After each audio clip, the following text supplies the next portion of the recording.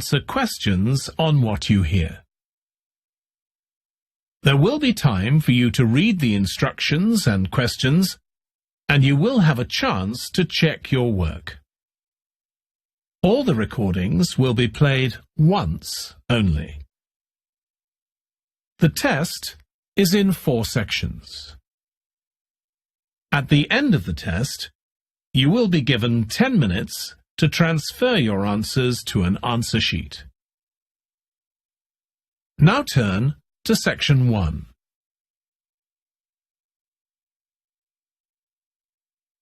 Section 1. You will hear a telephone conversation between a woman who is looking for a job and a man from a company that organizes cycling holidays. First, you have some time to look at questions 1 to 6.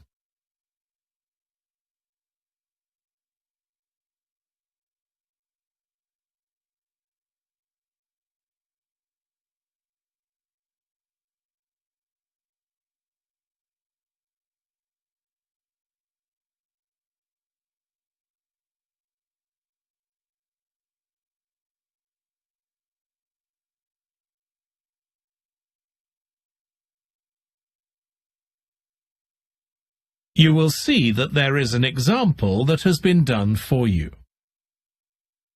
On this occasion only, the conversation relating to this will be played first. Hello, Pembroke Cycling Holidays. Bob speaking. Oh, hello. I've seen your advert for people to lead cycle trips. Are you the right person to speak to? Yes, I am. Could I have your name, please? It's Margaret Smith. The woman's surname is Smith, so Smith has been written in the space. Now we shall begin. You should answer the questions as you listen, because you will not hear the recording a second time. Listen carefully and answer questions 1 to 6. Hello, Pembroke Cycling Holidays. Bob speaking. Oh, hello. I've seen your advert for people to lead cycle trips. Are you the right person to speak to? Yes, I am. Could I have your name, please? It's Margaret Smith. Are you looking for a permanent job, Margaret? No, temporary. I've got a permanent job starting in a few months' time, and I want to do something else until then. What work do you do? This will probably sound crazy. I used to be a lawyer, and then I made a complete career change, and I'm going to be a doctor. I've just finished my training. Right. And have you had any experience of leading cycle trips? Yes, I've led several bike tours in Africa. The trip to India that I had arranged to lead next month has now been cancelled. So when I saw you were advertising for tour leaders, I decided to apply. OK. Now, we normally have 2 or 3 leaders on a trip, depending on the size of the group. Some tours are for very experienced cyclists, but we've got a tour coming up soon in Spain, which is proving so popular we need an additional leader. It's a cycling holiday for families. Would that suit you? It certainly would. I enjoy working with children, and I probably need some more experience before I go on a really challenging trip. That tour includes several teenagers. Have you worked with that age group before? Yes, I'm a volunteer worker in a youth club where I help people to improve their cycling skills. Before that, I helped out in a cycling club where I taught beginners. Well, that's great. Now, the trip I mentioned is just for a fortnight, but there might be the possibility of leading other tours after that. Would that fit in with your plans? That'd be fine. I'll be free for 5 months. My job is due to start on October the 2nd, and I'm available from May the 1st until late September. Good. Now, is there anything I need to know about the food you eat? We usually have 1 or 2 people in the group who don't eat meat, or have some sort of food allergy, so we're always very careful about that. Yes, I'm allergic to cheese. Would that be a problem? No. As long as we have enough notice, we can deal with that. That's great. Before you hear the rest of the conversation, you have some time to look at questions 7 to 10.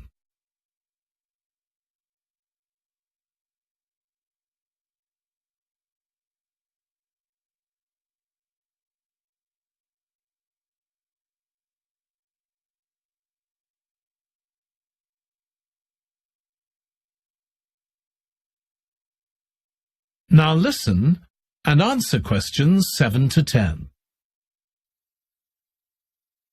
It sounds really interesting. Would you like me to fill in an application form? Yes, please. Where should I post it to? Could you send it to 27 Arbuthnot Place, Arbuthnot Place, Dumfries? And what's the postcode, please? DG7 4PH. Was that P Papa or B Bravo? P Papa. Got that. If you could return the application form by Friday this week, we can interview you on Tuesday next week. Say 2:30? Would that be possible for you? Yes, it's fine. You're quite a long way from where I live, so I'll drive over on Monday. Should I bring anything to the interview? We'll have your application form, of course, but we'll need to see any certificates you've got that are relevant in cycling, first aid, or whatever. OK. And at the interview, we'd like to find out about your experience of being a tour guide. So, could you prepare a 10-minute talk about that, please? You don't need slides or any complicated equipment, just some notes. Right. I'll start thinking about that straight away. Good. Well, we'll look forward to receiving your application form and we'll contact you to confirm the interview. Thanks very much. Thank you, Margaret. Goodbye. Bye. That is the end of section 1. You now have half a minute to check your answers.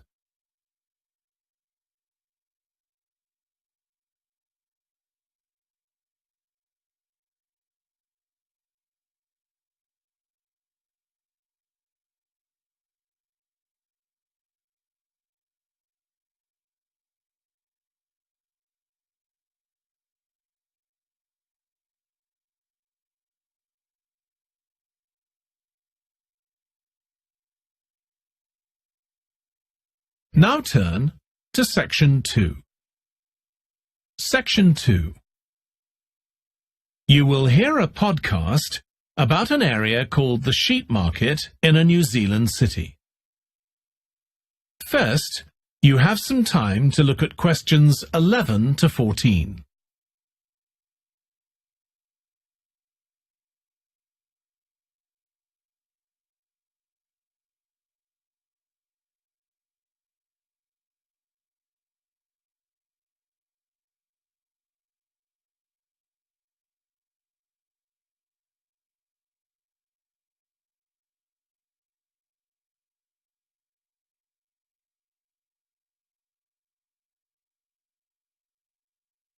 Now listen carefully and answer questions 11 to 14. Welcome to this podcast about the sheep market, which is one of the oldest parts of the city. As its name suggests, there was originally a market here where farmers brought their sheep, but now it's been redeveloped into a buzzing, vibrant area of the city, which is also home to one of the city's fastest growing communities. The nearby university has always meant the area is popular with students who come in to enjoy the lively nightlife, but now graduates embarking on careers in the worlds of fashion and design are buying up the new apartments recently built here to replace the small houses where the market workers used to live. The narrow old side streets are great places for finding original pictures, jewellery and ceramics which won't break the bank, as well as local produce like fruit and vegetables. There's also lots of pavement cafes where you can have a coffee and watch tourists from all over the world go by. The oldest buildings in the area are on the main streets, including the city's first department store, built in the 1880s, which is still open today.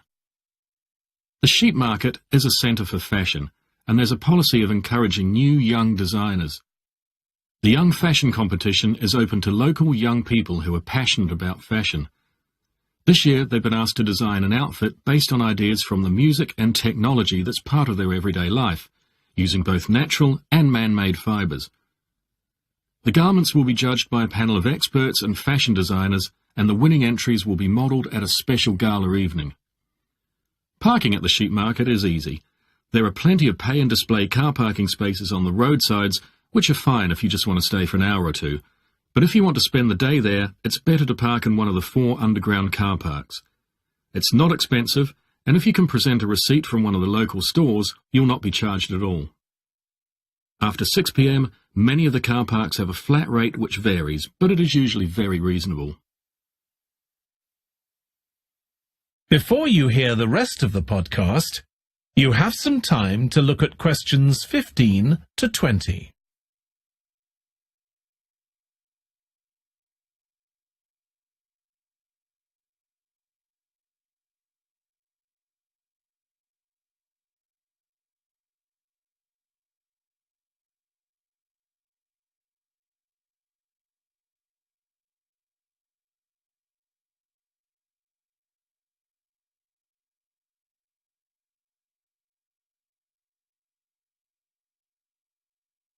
Now listen and answer questions 15 to 20. The sheep market is one of the main centres for art and history in the whole of the country. If you look at our map, you'll see some of the main attractions there. Most visitors start from Crawley Road at the bottom of the map. The Reynolds House is one of the oldest houses in the city and is open to the public. It's on the north side of Crawley Road, next to the footpath that leads to the public gardens. The area is particularly interesting for its unusual sculptures. The thumb is just what its name suggests, but it's about 10 metres high. You'll see it on Hill Road, across the road from the bank. The museum's got a particularly fine collection of New Zealand landscapes. It's on the east side of the sheep market, on City Road. It's on the other side of the road from the public gardens, immediately facing the junction with Hill Road. The Contemporary Art Gallery is on a little road that leads off Station Square, not far from the public gardens. The road ends at the gallery. It doesn't go anywhere else. That's open every day except Mondays. The Warner Gallery specialises in 19th century art. It's on City Road, near the junction with Crawley Road, on the same side of the road as the public gardens. It's open on weekdays from 9 to 5, and entry is free. Finally, if you're interested in purchasing high-quality artwork, the place to go is Nucleus. You need to go from Crawley Road up through Station Square and east along Hill Road until you get to a small winding road turning off. Go up there and it's on your right. If you get to City Road, you've gone too far. That is the end of section 2. You now have half a minute to check your answers.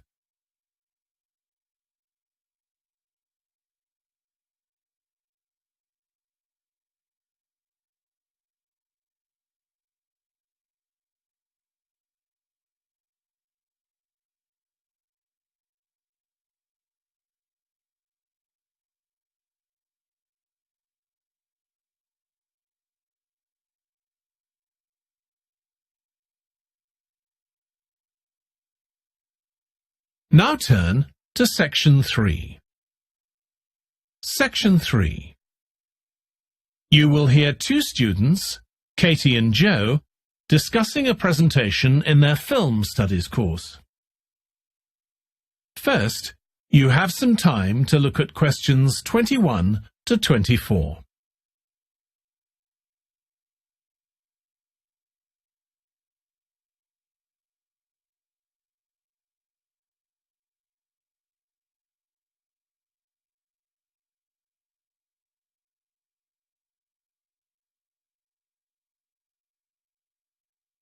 Now listen carefully and answer questions 21 to 24. Joe, you know I'm giving a presentation in our film studies class next week? Yes. Well, could we discuss it? I could do with getting someone else's opinion. Of course, Katie. What are you going to talk about? It's about film adaptations of Shakespeare's plays.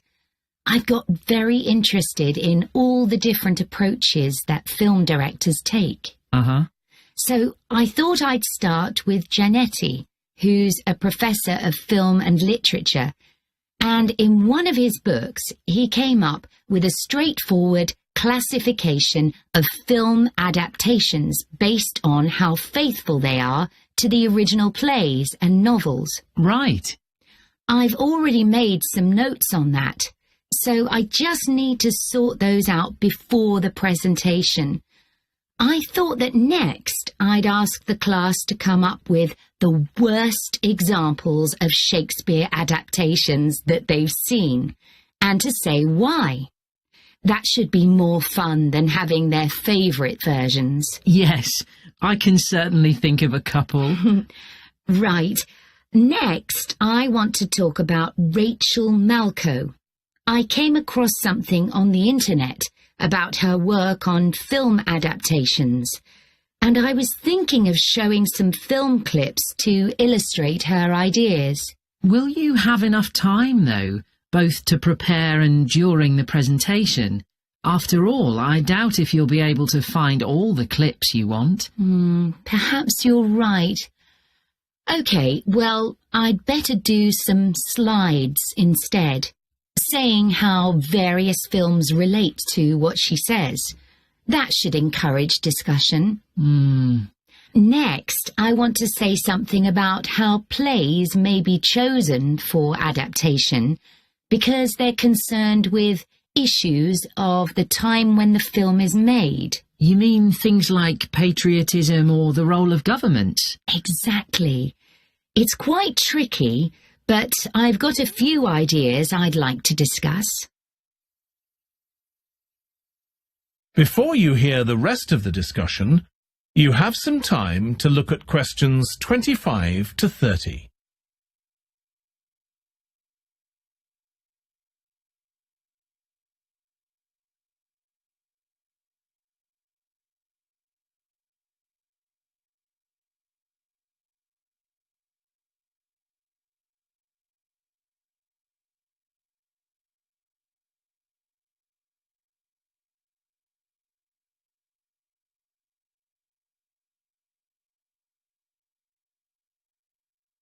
Now listen and answer questions 25 to 30.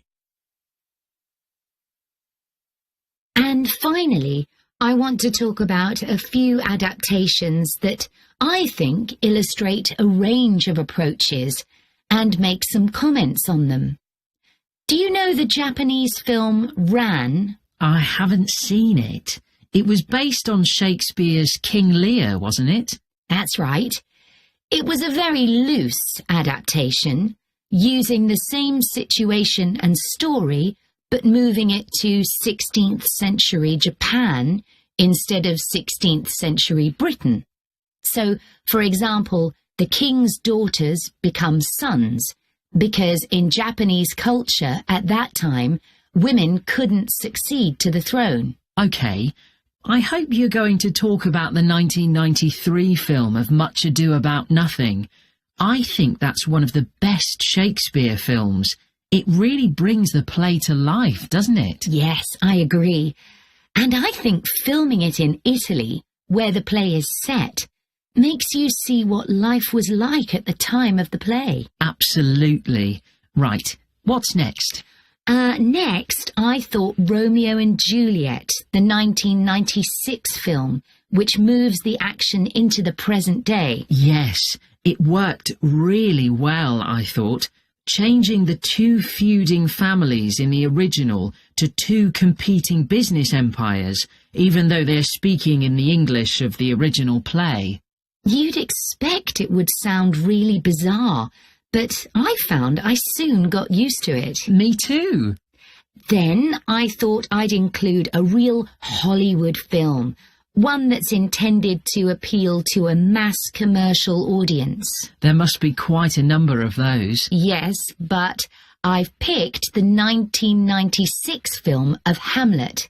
It included every line of the text, but it's more like a typical action hero movie. There are loads of special effects, but no unifying interpretation of the play. All show and no substance. Exactly. Then there's Prospero's books, based on The Tempest. That was really innovative from a stylistic point of view. Didn't it include dance and singing and animation as well as live actors? Yes, it did. I also want to mention Looking for Richard. Did you ever see it? No, but I've read about it. It was a blend of a documentary with a few scenes from Richard III, wasn't it? That's right. It's more a way of looking into how people nowadays connect with the playwright. The play is really just the starting point. And that'll be where I finish. Well, it sounds as though it'll be very interesting. That is the end of section 3. You now have half a minute to check your answers.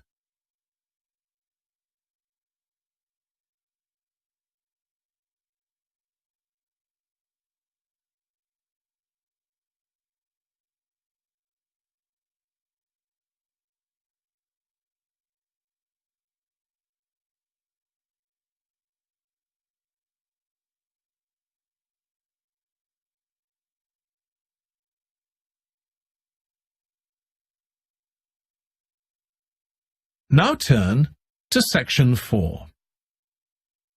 Section 4.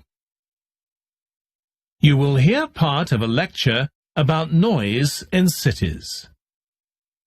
First, you have some time to look at questions 31 to 40.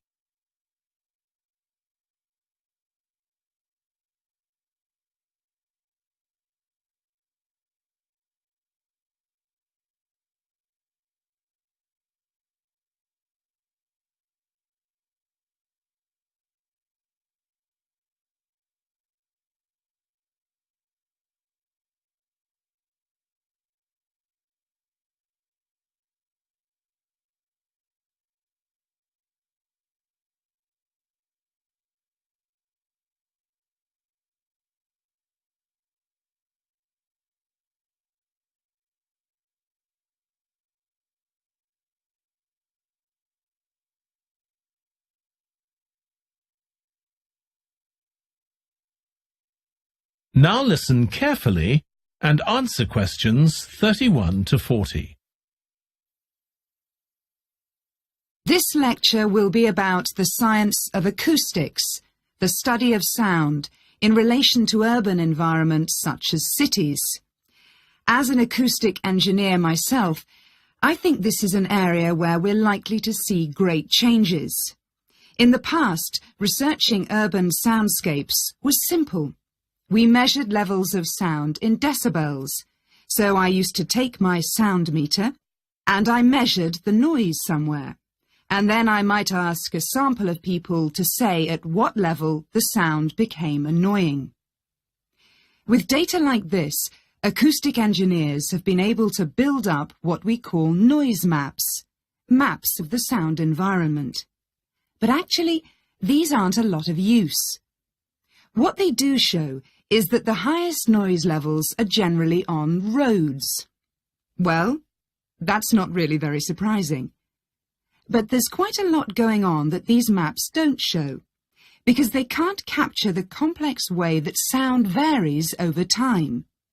So they ignore important issues such as the noise someone might hear from the open windows or gardens of their neighbours. And this sort of noise can be quite significant in summer. We don't have any databases on this sort of information. As well as that, these records of sound levels take no account of the fact that people vary in their perceptions of noise. So someone like me with years of working in acoustics might be very different from you in that regard. But anyway, even though these noise maps are fairly crude, they've been useful in providing information and raising awareness that noise matters. We need to deal with it, and so it's a political matter. And that's important. We need rules and regulations because noise can cause all sorts of problems. Those of you who are city dwellers know that things go on 24 hours a day, so city dwellers often suffer from interrupted sleep. It's also known that noise can lead to a rise in levels of stress, due to physical changes in the body affecting the composition of the blood. And there are other problems as well. For instance, if school children don't have a quiet place to study, their work will suffer. Now, one problem with decibel measurement is that it doesn't differentiate between different types of noise. Some types of sounds that most people would probably think of as nice and relaxing might well score quite highly in decibel levels. Think of the sound made by a fountain in a town square, for example. That's not necessarily something that we'd want to control or reduce. So maybe researchers should consider these sorts of sounds in urban design. This is going to be tricky, because just measuring decibel levels isn't going to help us here. Instead, many researchers are using social science techniques, studying people's emotional response to sound by using questionnaires and so on.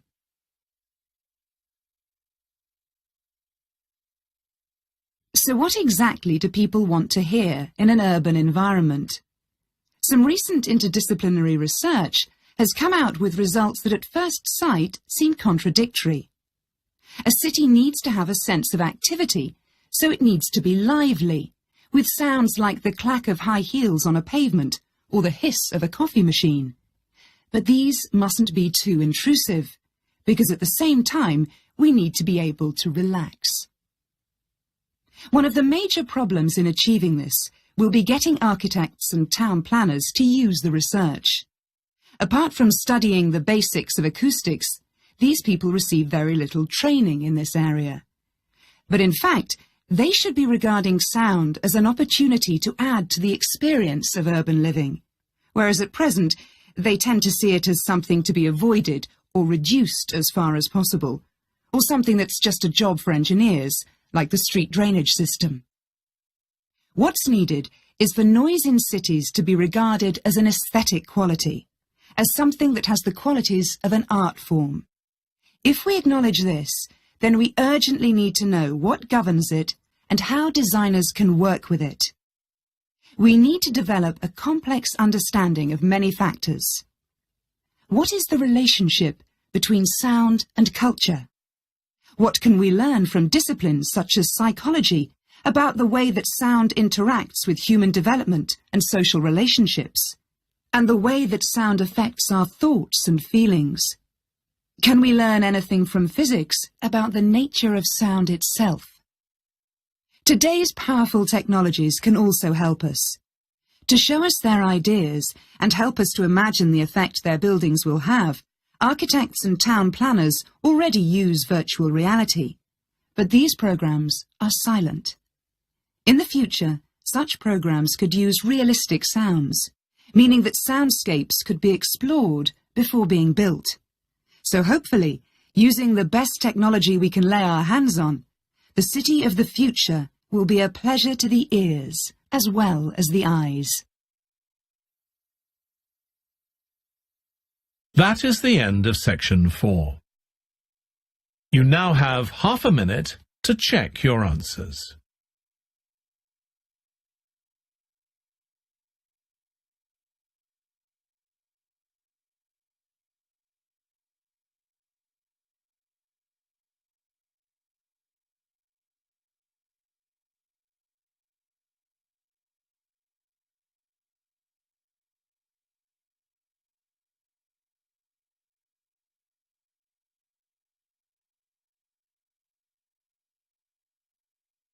That is the end of the listening test.